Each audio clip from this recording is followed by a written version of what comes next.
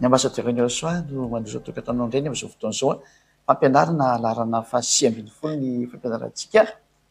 Ny lohateny moa dia hoe raha mino ny Moshe ianao dia mino fa Yehosoa dia Andriamanitra. Izay indrindra zany no jerevantsika.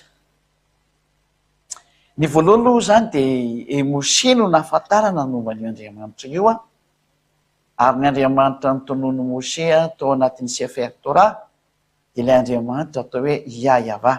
Ao anatin'ny Sefer Torah ny Jiosy misy an'izay ary efa nampianarina antsika tao anatin'ny fampianarana tany aloha tany azonareo arahana ny amin'ny chaîne Yehosoa TV eo amin'ny YouTube ny fampianarana rehetra izay efa lasa tany aloha tany dia azonareo jerevana tsara ary karoanao fa tena misy fampianarana be dia be any, misy lohateny daholo ny fampianarana ireny dia ho jerevantsika mihitsy ny tamin'izay fotoana izay fa nilaza io Moshe io.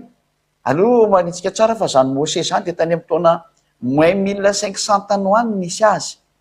Izy zany ny mpaminany ela indrindra sady tranainy indrindra ary niresaka tamin'ny Yahveh voalohany indrindra amin'ny mampaminany azy sady voahiraka sady mpaminany izy no voahiraka izy hitondra ny zanak'Israely tamin'izany fotoana izany. Zany hoe tany amin'ny taona 500 taona tanoany taloha natongavan'ny l'an zéro. Zany hoe tsy misy mpaminany talohany mihitsy zany.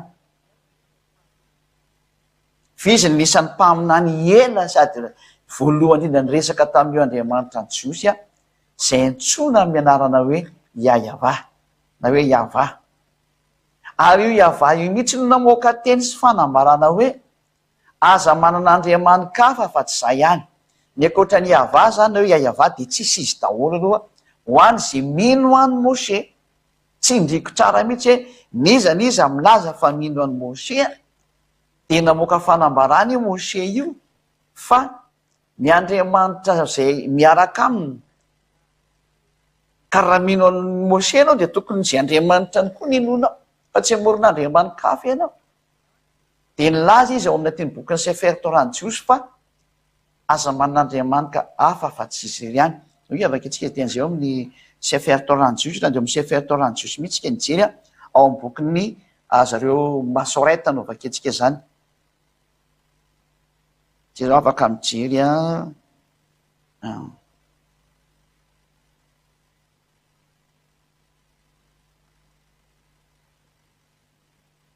io zany izy Hébreu Masoretic Text.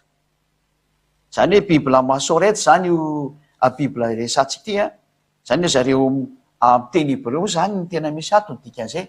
Ilo hoe Hébreu Masoretic Text.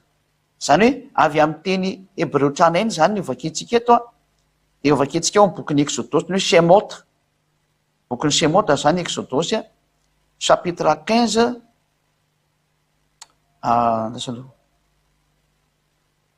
chapitre 20 aza manan'andriamanikafa fa izao ihany 23 Exodus 20 hoe Shemot chapitre 20 verset 3. Dia raha amin'ny teny Hébreu moa zany izy dia izao ny voalazany ato ny 17. Izao ny voalazany amin'ny teny Hébreu zany ity zany ny teny Hébreu ity dia vakintsika amin'izay ny dikan'ny teny Hébreu amin'ny famakinana azy.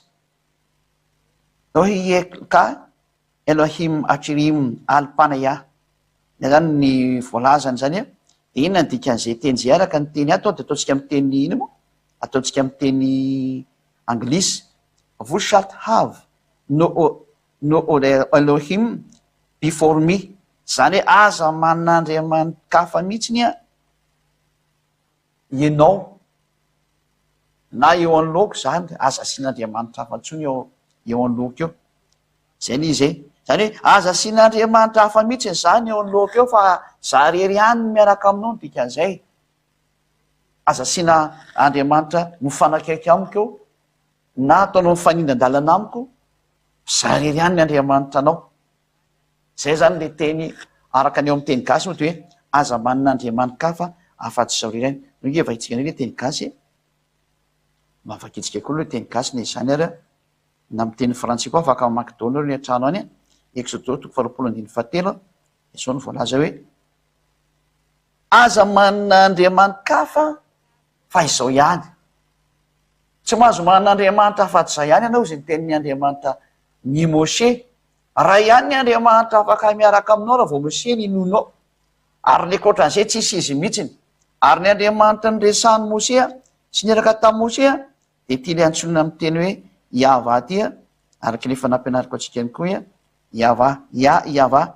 Exodosy 15:2 na hoe Shemot 15:2 sy ny 3.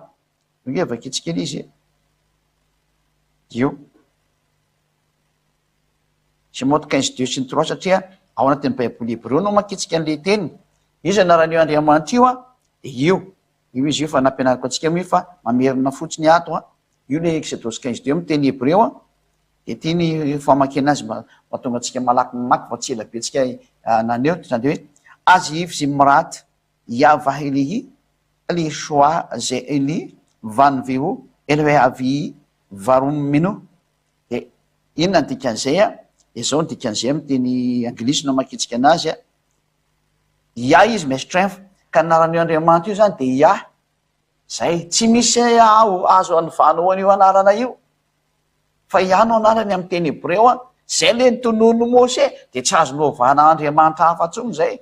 Ary izy ny mpaminany tany amin'ny taona 1500 tsy indriko mafy mihitsy hoe izy ny tany aloha indrindra, ka zay mpaminany tateoriana zany tsisy marina zay teneniny satria tateoriana Mose daholo mazava be zany fa ny tany aloha tany no rahantsika dia Mose ny tany amin'ny taona 1500 ary manaiky an'izany daholo zao tontolo zao, na ny manam-paiza na mpandinika na mpivavaka na mpitondra fivavahana dia miara-manaiky fa Mose ny tany aloha indrindra. Ka izy ny teny fa ny anaran'ny andriamanitra zay ny tompony dia Yah no anarany, tsy manandriamanitra hafa ankoatran'izay mety atsotsonao any izy fo tany dia diso zay. Zay mahatonga ana amin'ny teny hoe ho an'ny zetra minao Mose dia manaiky fa andriamanitra io Hosoa io.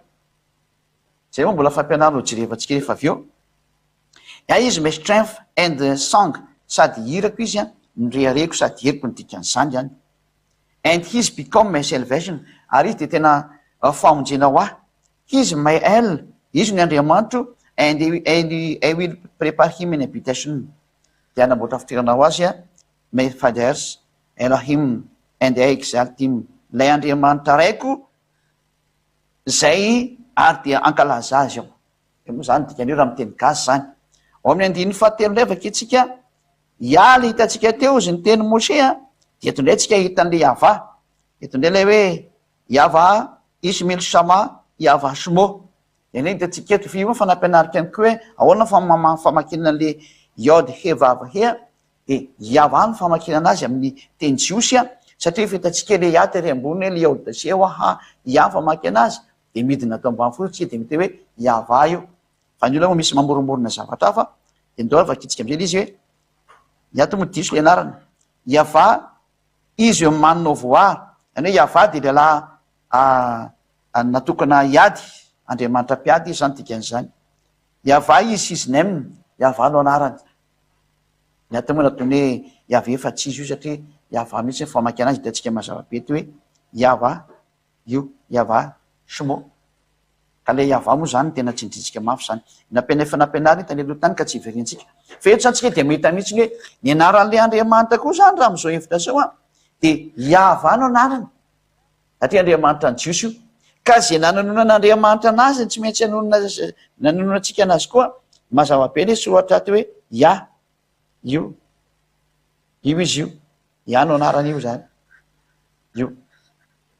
Ka raha Yah no anarany Yahva dia tsy azonao vaina mihitsy io ka ataonao anarana hafa. Zay aloha zany dia efa mareko mihitsy hoe vao misy milaza fa manaiky amin'ny Mose dia tsy isy daholo zay andriamanitra antsonao raha vao tsy Yahva no antsonao Yahva. Fa raha vao miantso anarana hafa ianao dia efa diso iny. Raha tsy zany dia diso ny teny hoe minao Mose ianao.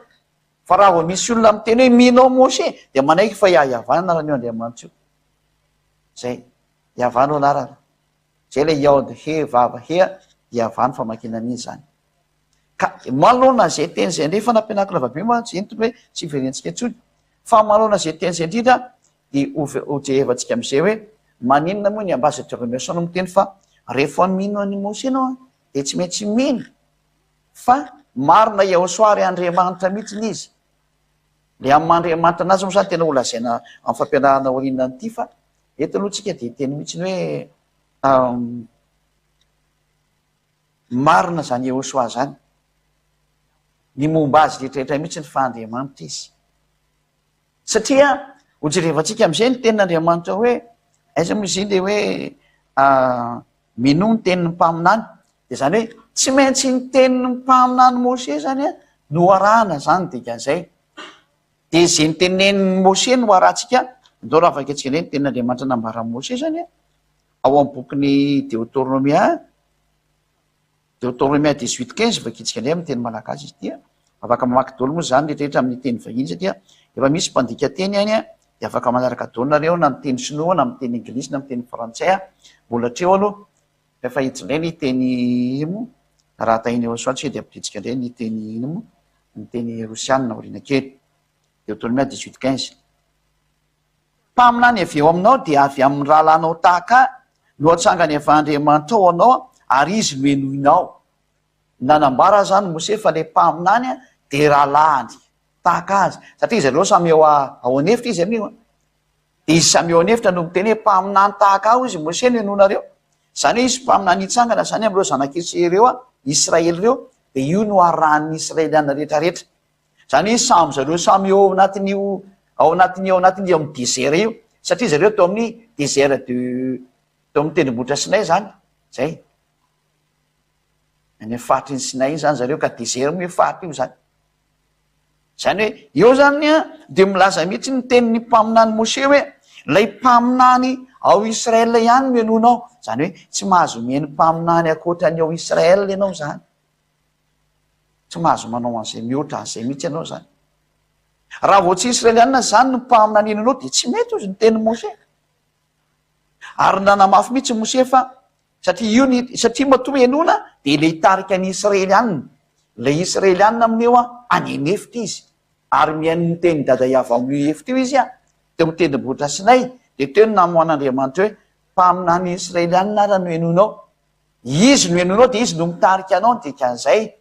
Hitarika any zareo mandrapatonga any amin'ny tany Kanana satria ao anefitra izy.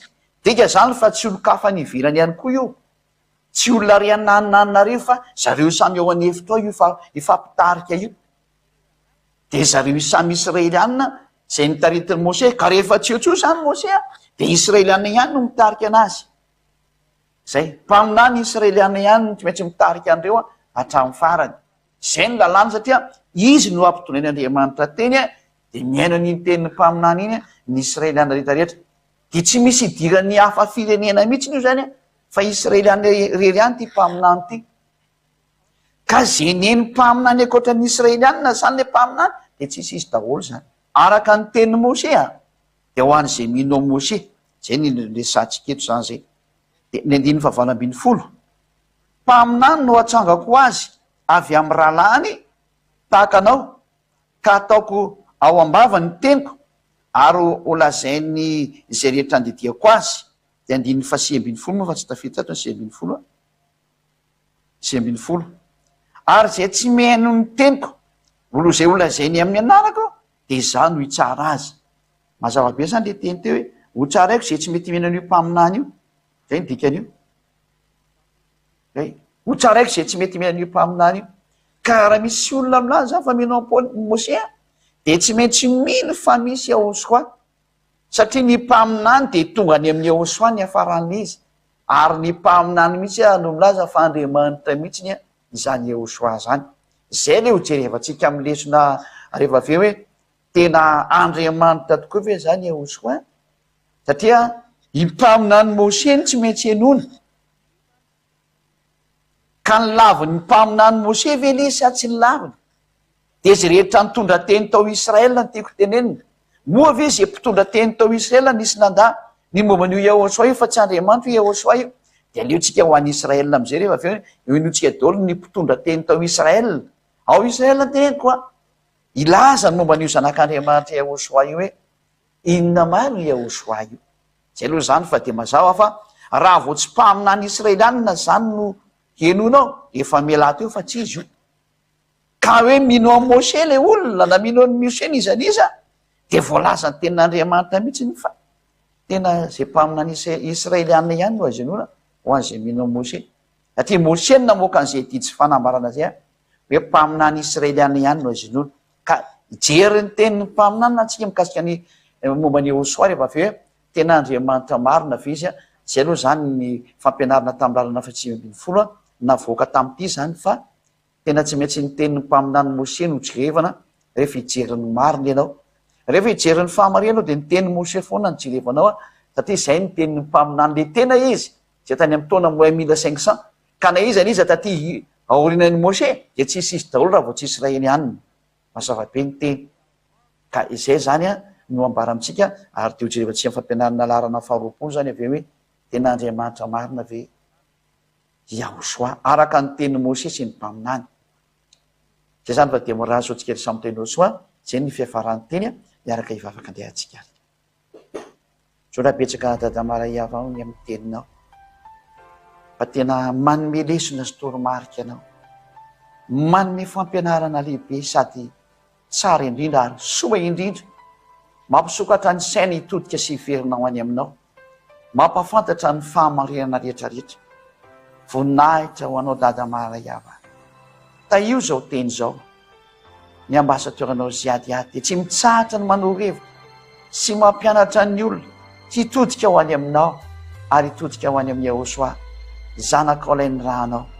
Voninahitra no mandrakizay, taio ny teny, taio ny fampianarana rehetra, hitondra soa an'izay rehetra miaina ary hitondra fibebanao an'izay mandre, ampiverina azy ho any aminao dadamara dia iava dia mamaliva avaka hatrany zay ny tenen'ny ambasadioranao Yahosoa dia mba havalio daholo, ekeo daholo ho fahamarinana, mba ho fantatry ny olona fa tena ianao no naniraka ary ianao ihany koa naniraka no ny raha ny dada iava malala indrindra. Voninahitra anao dadamara iava, voninahitra anao Yahosoa ary aminaranao Yahosoa anao izany vavaka rehetra. Halleluia, amen. Izay indray ny fiafaran'ny fampianarantsika tamin'ny androany. Maraha sotsika hita samy teny Hosoa ho amin'ny fitoizan'ny fampianarana indray rehefa avy eo. Vedra matomboka.